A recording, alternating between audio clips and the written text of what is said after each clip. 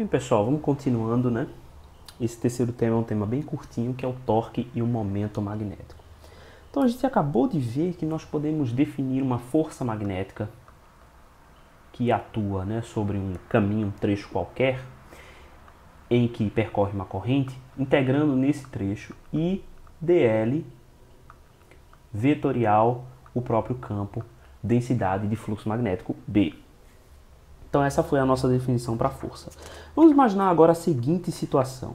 Imagine que nós temos uma espira. Imagine que nós temos uma espira.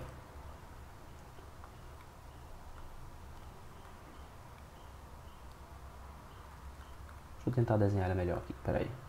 Vamos fazer direitinho, né? Eu tenho uma espira. Pronto. E sobre essa espira flui uma corrente I. Então está fluindo aqui sobre essa espira uma corrente I e está fazendo aqui um laço ao longo dessa espira. Essa corrente I. Vamos colocar pontos aqui, né, nessa nossa curva, dizer que aqui eu tenho 1, aqui eu tenho 2, 3 e 4. Imagine agora que existe um campo magnético, tá? Eu vou desenhar esse campo magnético aqui de laranja, e esse campo magnético está nesse sentido aqui, atravessando a minha espira. Naturalmente, né, como eu tenho campo magnético e corrente, né, movimento de cargas, eu vou ter forças.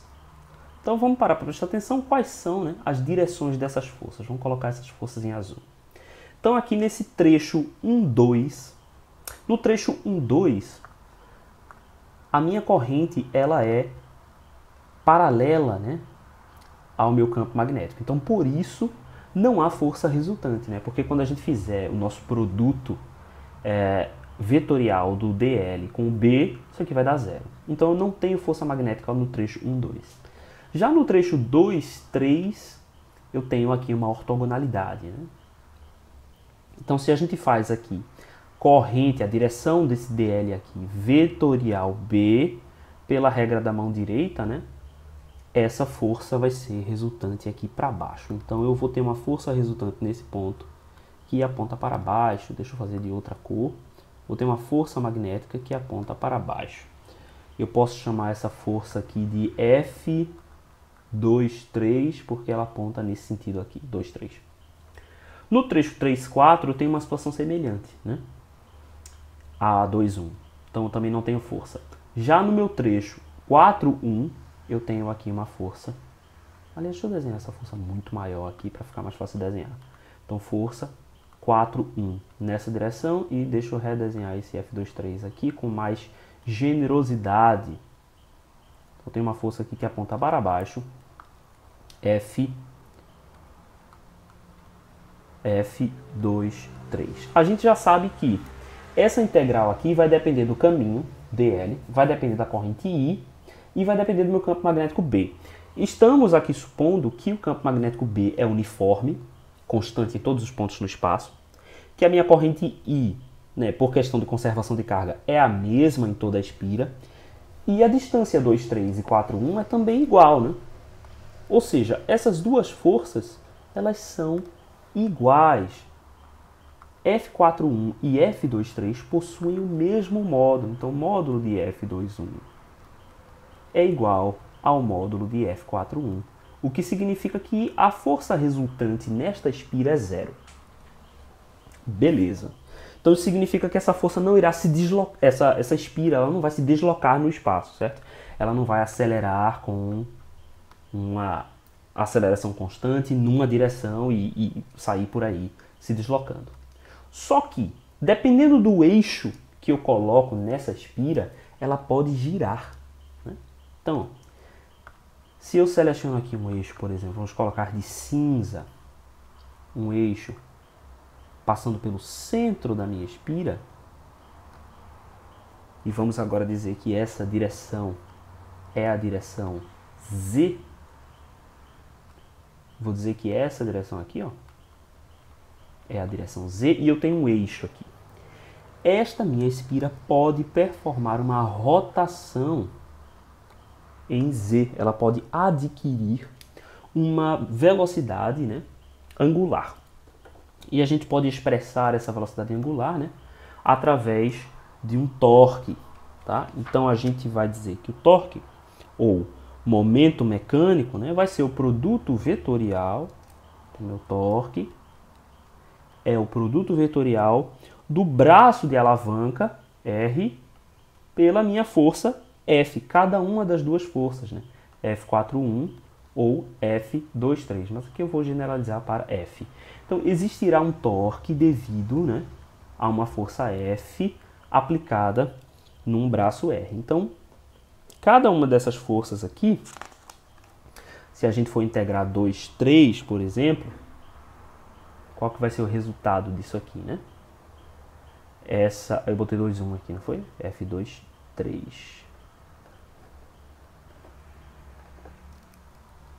F2, 3. Quem é que vai ser, por exemplo, o meu F2, 3?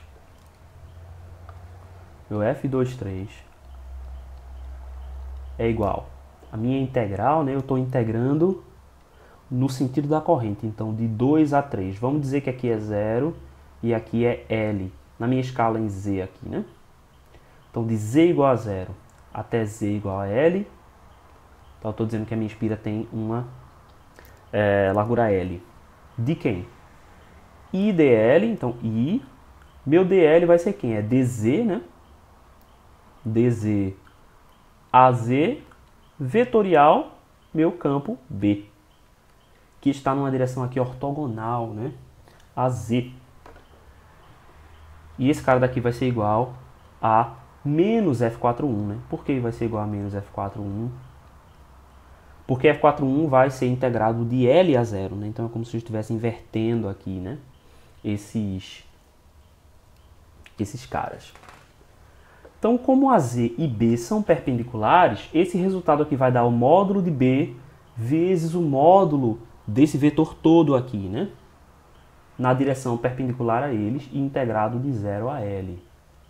Então, esse F23, eu posso expressar o módulo de F23 aqui, já que para a gente não é tão interessante aqui a direção, e mais um módulo, né, para a gente colocar aqui depois nessa equação, vai ser igual a I vezes B vezes essa integral, né, dz de 0 a L, então vezes L. Então, este é o módulo de F23, apontando para baixo, e vai ser igual também ao módulo de F41. Beleza. E quanto ao torque, né, vamos pensar aqui quem é esse torque. O torque vai ser o vetor braço, né, que aponta do meu centro aqui de Z até esse lado aqui, né, essa aresta. Então, se a gente diz que o meu elemento aqui tem uma largura W, aqui é o comprimento L, e aqui tem uma largura W, o módulo dessa minha distância aqui vai ser W sobre 2. Então, nesse ponto de repouso aqui, qual é o meu torque, né? O meu torque nesse ponto aqui de repouso dessa espira será I, B, L, W sobre 2. Só que o interessante aqui é a gente encontrar uma expressão mais genérica, né? Uma expressão que sirva para qualquer posição. Então vamos rotacionar essa espira de um ângulo alfa qualquer. Para isso, vamos observar ela no plano XY, ok? Então, eu vou dizer que a minha espira está rotacionada aqui de um ângulo alfa em relação à minha horizontal, né? Em relação ao meu ponto de repouso. Então, eu vou colocar aqui essa reta aqui e vou colocar mais uma reta para indicar o meu vetor normal, só que não assim. Vou colocar ela normal, certo? Vou colocar ela toda. Ah, caramba, aqui. Então aqui está a minha espira, certo? Aqui estão os meus elementos de corrente. Então, vamos pegar essa representação. A corrente aqui está entrando, certo? Então eu vou colocar a corrente nesse ponto entrando. E nesse ponto eu vou colocar a corrente saindo, certo? Então eu tenho I entrando aqui e I saindo. Esse trecho aqui é o trecho 2, 3. E esse trecho aqui é o trecho 4, 1. E vamos chamar esse ângulo de alfa. Então quem é que vai ser o meu braço, né, aqui nesse caso? O meu braço, a minha distância, vai ter a ver com esse comprimento aqui, né? Vai ter a ver com essa projeção de W sobre 2, né? Então aqui eu tenho W sobre 2 e eu estou projetando W sobre 2 nesse ponto. Por semelhança de triângulo, né? Eu tenho alfa aqui também. E aí eu sei que esse comprimento em azul aqui, ou seja, o meu módulo de R na direção do campo, né? Na direção aqui do campo, será igual a W sobre 2 seno de alfa. Esse é o meu módulo é o meu braço, né? O meu braço braço de alavanca. Certo. Então o meu torque, devido a essa corrente I, o torque ocasionado pela corrente I vai ter o módulo aqui em 4,1 vai ter o módulo de F4,1 multiplicado pelo módulo de R, já que eles são perpendiculares aqui, né? Então, beleza. Esse Rzinho aqui. Portanto, o meu módulo do torque, causado só pelo trecho 4,1, vai ser igual ao módulo aqui da minha força, que é B I L, vezes o módulo do meu braço, que é W sobre 2 seno de alfa. Como eu tenho duas forças, né, eu tenho uma força sendo exercida aqui no trecho 4,1 e outra força sendo exercida no trecho I, né?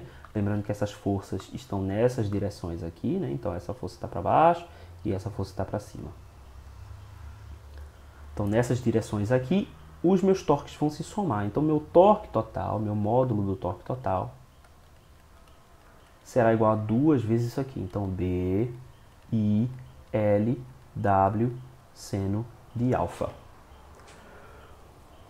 E aí aqui eu já tenho uma relação de produto vetorial, né? Então quando eu tenho dois vetores, quem é o produto vetorial entre os dois? É o o produto dos módulos, né, vezes o seno do ângulo formado entre os dois. Então eu posso dizer que o meu torque vai ser igual ao produto vetorial entre dois vetores. Então esse ângulo alfa aqui, não por acaso, é o ângulo formado entre a espira, o vetor normal na espira e o campo magnético B, né? Então lembre-se que o campo magnético B ele aponta nessa direção aqui. Então esse alfa é o ângulo entre os dois, né? Então já posso expressar esse cara daqui como algo que multiplica a n vetorial B. Beleza, então o resto que sobrou é esse cara daqui, é I. L vezes W, se a gente olhar, é a área da espira, né?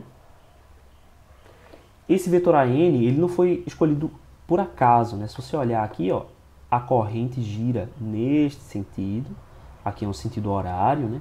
E se você fizer a regra da mão direita nesse sentido, você vai ver que o vetor normal aponta para baixo. Então, eis esse cara aqui. Então, B está aqui, né? L e W é a área total da espira. Então, a gente pode escrever esse cara como S. E S vezes esse cara aqui.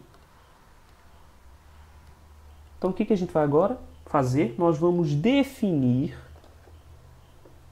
um vetor chamado momento de dipolo magnético. Então, vamos definir o momento de dipolo magnético.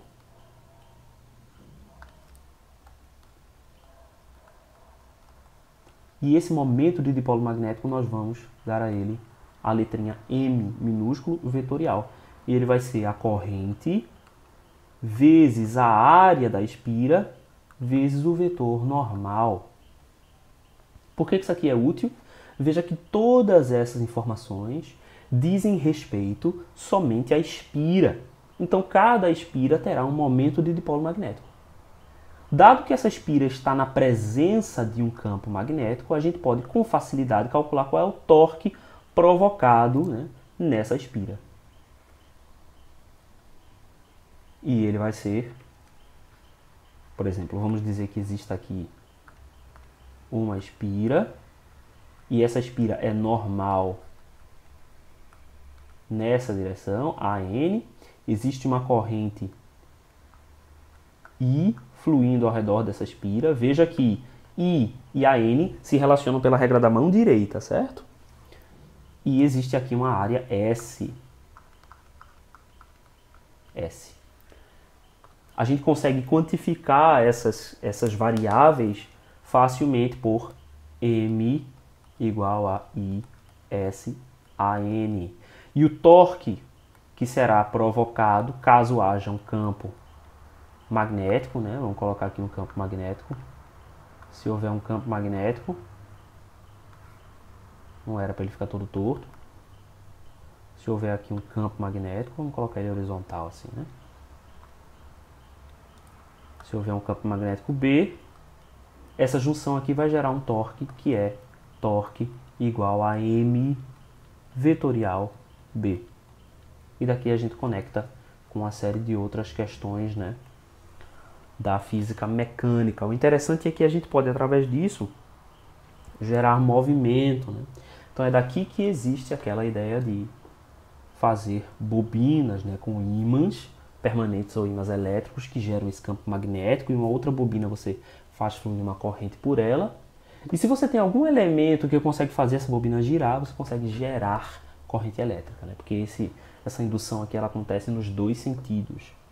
Então é interessante a gente ver isso aqui, né? Esse é o princípio básico, certo? O princípio bem básico de máquinas elétricas e também de geradores, né? Que não deixam de ser máquinas, certo? Então, mais um vídeo rapidinho só para a gente apresentar aqui o conceito para vocês. Como sempre, a gente vai fazer, né, uma aula de exercícios lá na frente, ok? Provavelmente semana que vem, mas a gente vai combinar isso com vocês lá no grupo. Tá ok, pessoal? Então, muito obrigado e até a próxima.